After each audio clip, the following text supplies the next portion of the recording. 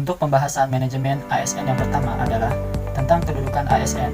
Pegawai ASN adalah pegawai negeri sipil dan pegawai pemerintah dengan perjanjian kerja yang diangkat oleh pejabat pembina kepegawaian dan diserahi tugas dalam satu jabatan pemerintahan dan digaji berdasarkan peraturan perundang-undangan. Kedudukan atau status jabatan ASN ada di dalam Undang-Undang Nomor 5 Tahun 2014 tentang Aparatur Sipil Negara. Kemudian berikutnya mengenai peran ASN. Pegawai ASN memiliki peran sebagai perencana, pelaksana, dan pengawas penyelenggaraan tugas pokok pemerintahan dan pembangunan nasional melalui pelaksanaan kebijakan dan pelayanan publik yang profesional. Kemudian ASN juga mempunyai fungsi. Yang pertama, melaksanakan kebijakan publik. Yang kedua, pelayan publik. Yang ketiga, perekat dan pemersatu bangsa. Berikutnya mengenai hak dan kewajiban aparatur sipil negara.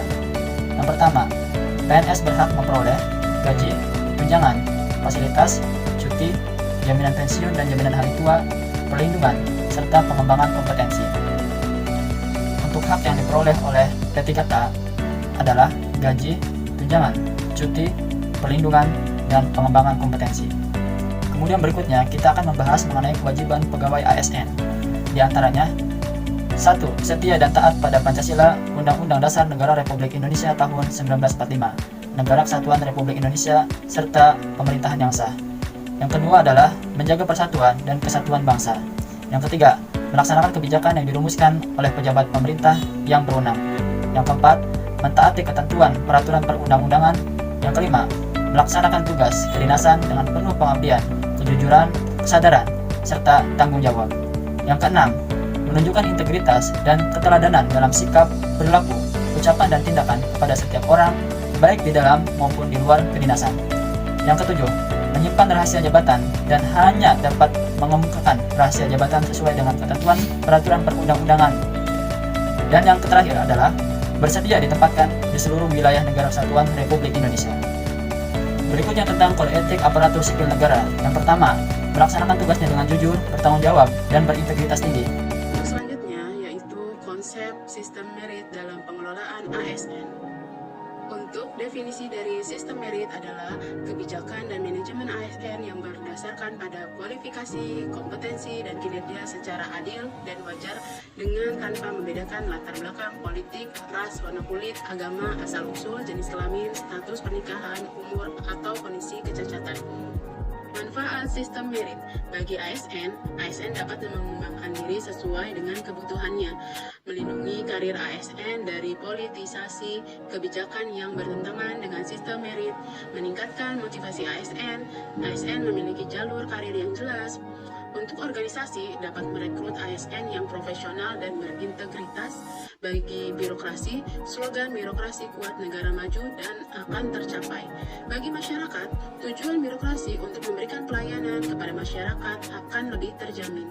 Untuk tujuan sistem merit, yaitu merekrut ASN yang profesional dan berintegritas dan menempatkan mereka pada jabatan-jabatan birokrasi pemerintahan sesuai kompetensinya, mengembangkan kemampuan dan kompetensi ASN, memberikan kepastian karir dan melindungi karir ASN dari intervensi politik dan tindakan sewenang-wenangan, mengelola ASN secara efektif dan efisien, memberikan penghargaan bagi ASN yang adil dan layak sesuai kinerja. Kebijakan dan praktek dalam mengelola aspek manusia atau sumber daya manusia dalam organisasi termasuk dalam hal pengadaan, penempatan, mutasi, promosi, pengembangan, penilaian, dan penghargaan. Mekanismenya terdiri dari manajemen ASN dan P3K, pengelolaan jabatan, pimpinan tinggi, organisasi dan sistem informasi. Menurut Undang-Undang Nomor 5 tentang ASN, secara detail menjelaskan tentang pengelolaan pegawai termasuk dalam ASN dan P3K. Manajemen ASN itu sendiri terdiri dari penyusunan dan penetapan kebutuhan, kemudian pengadaan, pangkat dan jabatan, promosi, pengembangan karir, pola karir, penilaian kinerja, mutasi, penggajian dan tunjangan, disiplin, perlindungan, penghargaan, pemberhentian.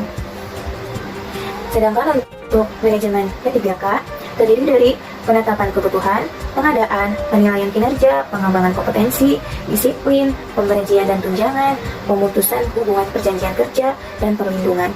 Jadi di antara dua manajemen tersebut terdapat perbedaan.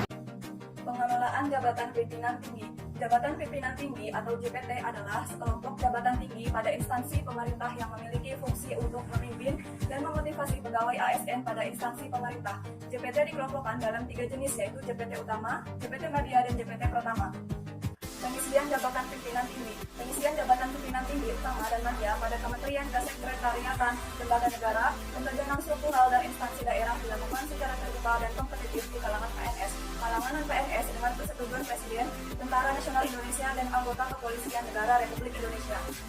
Pengisian JPT di instansi pusat. Untuk pengisian JPT utama dan atau media, dipilih 3 nama calon untuk setiap satu lowongan jabatan oleh panitia seleksi instansi pemerintah. Kemudian disampaikan kepada PPK untuk diusulkan kepada Presiden untuk memilih 1 nama.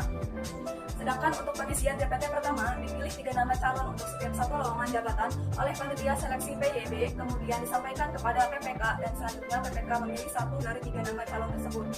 Pengisian JPT di instansi daerah. Pengisian JPT media di tingkat provinsi dipilih 3 nama calon untuk setiap satu lowongan jabatan oleh panitia seleksi, kemudian disampaikan kepada PPK untuk diusulkan melalui menteri yang menyelenggarakan urusan pemerintahan dalam negeri, kemudian disampaikan kepada Presiden agar memilih 1 nama dari 3 nama calon. Dan pengisian JPT pratama dipilih 3 nama calon untuk setiap satu lowongan jabatan oleh panitia seleksi, kemudian disampaikan melalui PYB, kemudian kepada pejabat pembina kepegawaian atau PPK agar memilih 1 dari 3 nama calon. Penggantian pejabat pimpinan tinggi. Pejabat pimpinan tinggi tidak boleh diganti selama 2 tahun terhitung sejak pelantikan, kecuali pejabat pimpinan tinggi tersebut melanggar ketentuan peraturan perundang-undangan dan tidak lagi memenuhi syarat jabatan yang ditentukan. JPT hanya dapat diduduki paling lama 5 tahun dan dapat diperpanjang. Organisasi. Pegawai ASN berhimpun dalam suatu wadah Korps Profesi Pegawai ASN Republik Indonesia. Korpi profesi ini memiliki tujuan untuk menjaga kode etik profesi dan standar pelayanan profesi ASN dan mewujudkan jiwa Korpi ASN sebagai pemersatu bangsa. Sistem informasi ASN memuat seluruh informasi dan data pegawai ASN, antara lain data riwayat hidup, riwayat pendidikan formal dan non-formal, riwayat jabatan dan kepangkatan, riwayat penghargaan, tanda jasa atau tanda kehormatan, riwayat pengalaman berorganisasi, riwayat gaji, riwayat pendidikan dan latihan, daftar penilaian prestasi kerja, surat keputusan dan kompetensi. Penyelesaian sengketa. Sengketa pegawai ASN diselesaikan melalui upaya administratif yang terdiri dari keberatan dan banding administratif. Keberatan diajukan secara tertulis dengan memuat alasan keberatan kepada atasan pejabat yang berwenang. Menghukum dan tembusannya disampaikan kepada pejabat yang berwenang menghukum.